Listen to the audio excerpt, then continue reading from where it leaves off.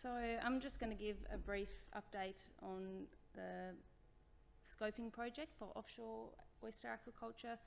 So this one's led by Oyster Tasmania. I think, as John alluded to, it took a little while to get off the ground, but we're nearly wrapped up now.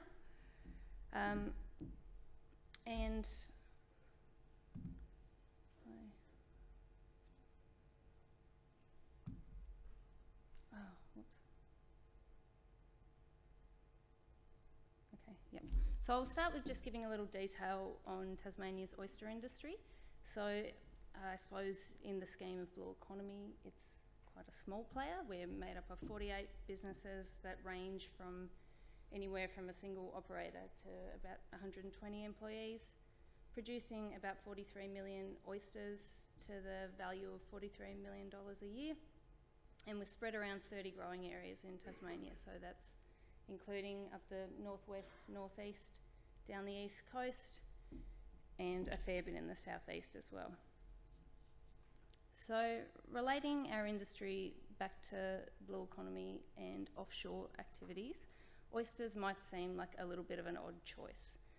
If you look at the photo of a typical oyster farm, it's in those intertidal areas, very shallow, very gentle, not much wave energy going on there.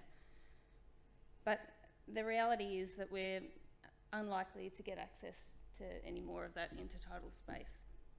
The competing use and the community interest in that space just makes it a little bit difficult. So already there are operators working in deeper and more exposed waters.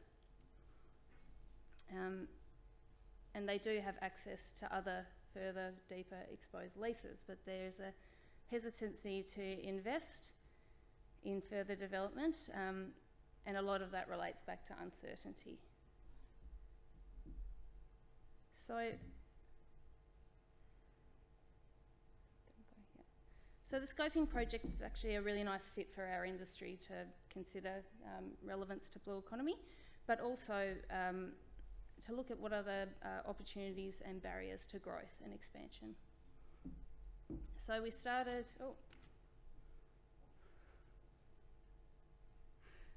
with a literature review. There's not a great deal of literature on offshore oyster aquaculture out there, although it isn't a new concept. So there are examples of the North Sea off Belgium and Germany where there'd been experiments done, and also some really exciting stuff that's ongoing in New Zealand with Cawthron Institute, but all are currently in the experimental phase. So there's nothing properly commercial yet.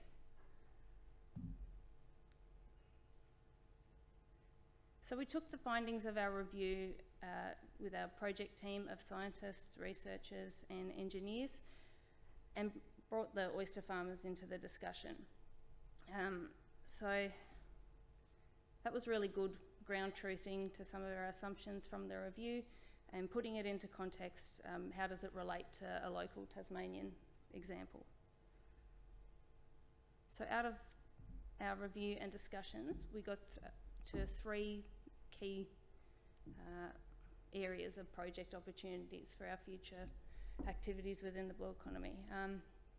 So number one was site suitability and potential, and that's where there was actually a really strong basis of knowledge around what constitutes a productive and successful oyster site, but we need to apply that knowledge, get data, apply the knowledge to the sites that we want to work in, or that we want to expand into. So around the east coast in Great Oyster Bay, some spots on the Tasman Peninsula, and blue economy zone, absolutely.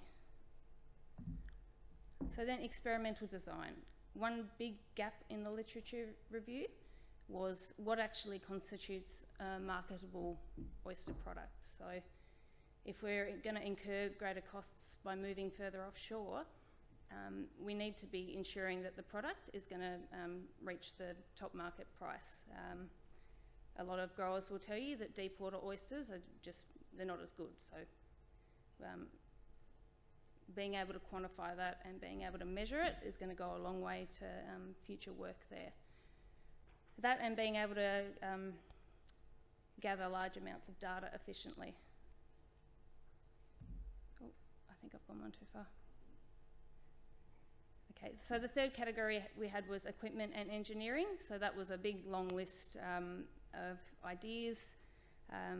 Some of them were already being tackled by industry members, and some are really specific relating to oyster farming, but others that kept coming up were, shared problems with other blue economy and offshore users, such as biofouling and recyclability and circularity of plastics. It came up. Okay. So I'm going to wrap up with this slide. So based on our scoping project, we absolutely believe that expansion into higher energy waters is possible. So I've put increased footprint there. We looked at the available shellfish leases in deep and high energy waters around Tasmania. And so this is even before going further offshore. It's a footprint increase of 50% just by expanding into already available waters. And if you add that to high energy or durable farming systems and the potential to increase operational efficiency, you start to cut into the extra costs, I suppose, from moving out. And then species diversification. That came up in our industry discussions, that there was a huge appetite to look at seaweed and different bivalve or shellfish species as well. So there's I think a lot of potential there for the focus areas, and potential to make a lot of gains and do a lot of really interesting project work to deliver growth over the next 6 years. So I'm done. Thanks, Frances. Thank you.